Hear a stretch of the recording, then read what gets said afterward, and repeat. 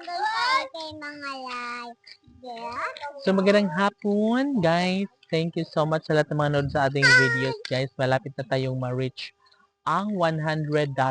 So thankful, no, kahit matagal, guys, mapuno yung $100, pero okay na yun kasi wag kang sumunod dun, ha. Kasi alam naman natin na hindi naman pwedeng makuha natin agad yung $100, no, kasi sabi nga walang ganon. Walang hindi ganon kadali ang kumita ng pera. Which is true, kailangan mo siyang pagtiyagaan, kailangan mo siyang mahulog mo na, kailangan mo siyang pagtiyagaan, yes, at kailangan mong maghintay sa mahabang panahon. So, hindi man natin makuha agad-agad for how many months ang $100. At least, darating din tayo sa punto na marating din natin ang $100.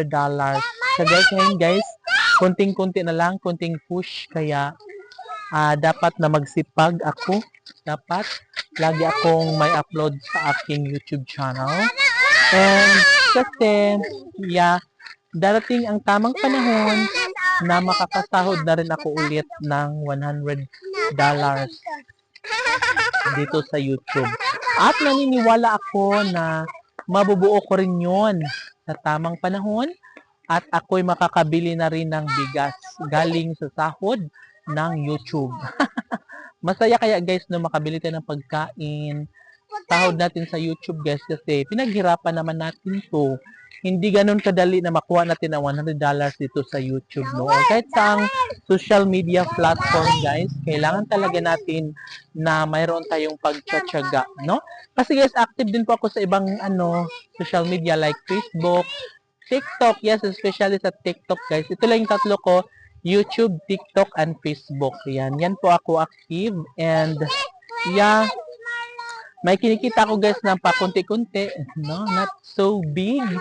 Pero, okay na yun. Thankful kasi at least nakakatikim tayo sa ating pinagpaguran sa lahat ng ating social media platform. Although maliliit lang and medyo katagalan. Guys, yung sa TikTok ko is weekly po siya. Hindi siya ganun kalaki. Tama lang talaga siya, pero thankful kasi weekly naman siya, guys. Kaya sobrang nakakatuwa. Sobrang thankful ako kay Lord dahil yun nga, ginawa niya akong affiliate, no? Hindi ko naman hindi ko naman inakala, guys, na magiging affiliate ako kasi sabi ko dati, upload ako ng upload sa TikTok tapos wala mo kong kita.